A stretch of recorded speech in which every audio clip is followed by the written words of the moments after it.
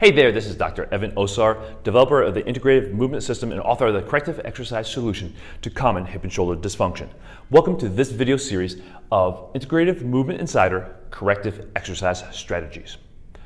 In this video series, this three-part video series, we're going to talk about the anatomy, biomechanics, and motor control around the foot. And we're going to make it real simple, real brief for you, so you can really appreciate the function of this thing that we call pronation. What is it, and how does it affect so many of our clients?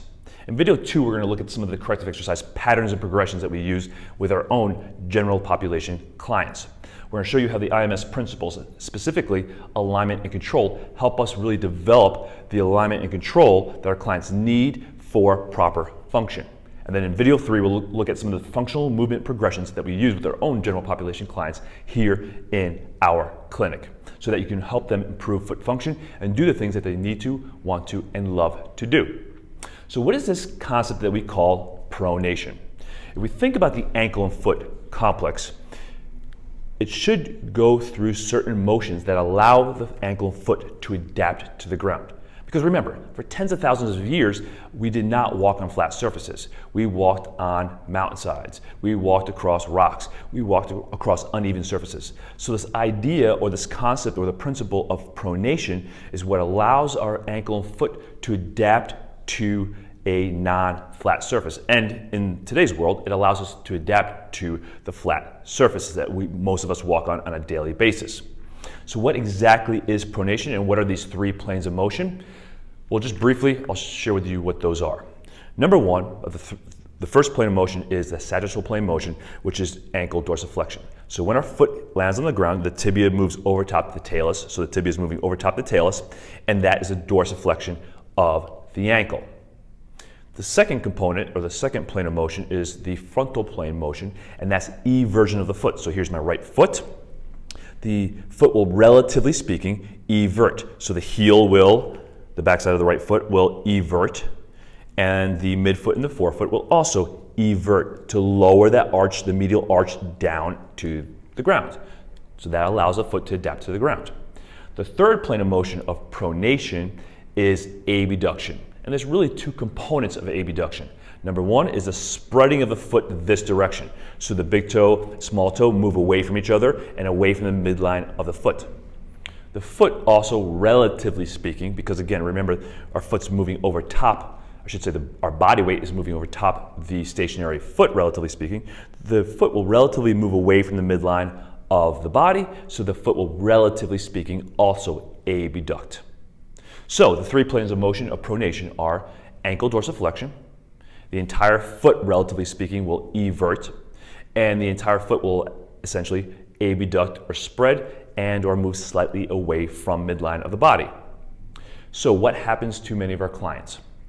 Well, many of our clients are compensating for things above, so maybe in their thorax, low back, and or hips, or they're compensating for things locally down in the ankle and foot complex. Oftentimes, when we hear this idea of overpronation, it means that the client has probably flattened out this medial arch of their foot. And that could be from a number of reasons, too much to go into right now, but one common cause is if you lose ankle dorsiflexion, you'll start to drop down that navicular bone because the foot's trying to get down to the ground, your body's trying to get that foot down to the ground, so if you can't get ankle motion, it'll go down to the next joint, which is the navicular bone where it attaches to your calcaneus, or I should say your talus, and it will also drop down to the floor. So you start to see this flattening of that medial arch because it's compensating for the lack of dorsiflexion. So that's one common cause of overpronation. However, we were recently teaching these concepts to a group of chiropractors in the UK. And more recently, we were teaching last weekend to a group of fitness professionals here in the US.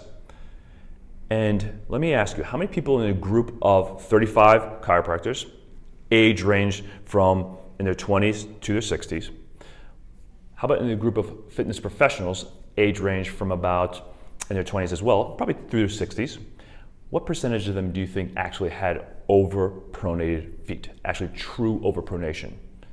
Well, in a group of 35 chiropractors, one person.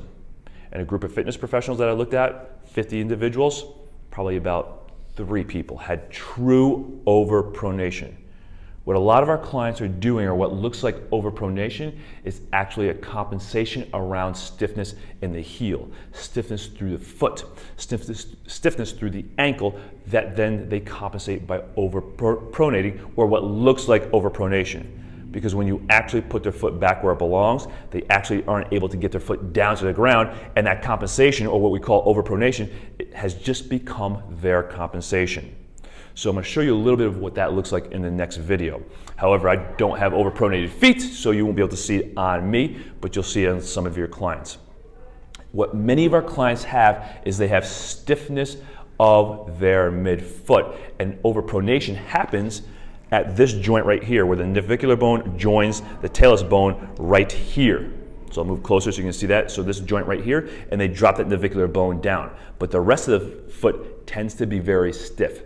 So in the next video, I'm going to show you how you release some of the structures underneath the arch of the foot and through the midfoot to allow the foot to become more adaptable. I'm also going to show you how to release one important structure, the tibialis posterior, which will often hold the foot into a supinated or stiff position. And that's oftentimes where we get these compensations. So because the tibialis posterior will hold the midfoot, it helps control eversion, but when it's stiff and short, it holds the foot too much into supination, and then the navicular bone will often drop down because the rest of the foot is not adapting because of the stiffness of the posterior tibialis. So I'm going to show you how to release that, and oftentimes when you release that and teach people how to get the foot tripod, or that contact underneath the base of the first metatarsal, or the head I should say, where it joins your toe, the head of the fifth metatarsal where it joins your toe, and the heel, when you restore that foot tripod after you've released the posterior tibialis, you have much improved foot function. So I hope this video helped you understand this concept of pronation and really understand how the foot and ankle help us adapt the foot to the ground. In the next video, I'll show you how to release that posterior tibialis to get the foot to be more reactive to the ground, and then how to activate that foot tripod so that you have better function of the foot upon the ground. And then in the third video, we'll go through a couple exercise progressions or movement progressions that we use with our own general population clients. This is Dr. Evan Osar with Integrative Movement Insider. We'll catch you next time.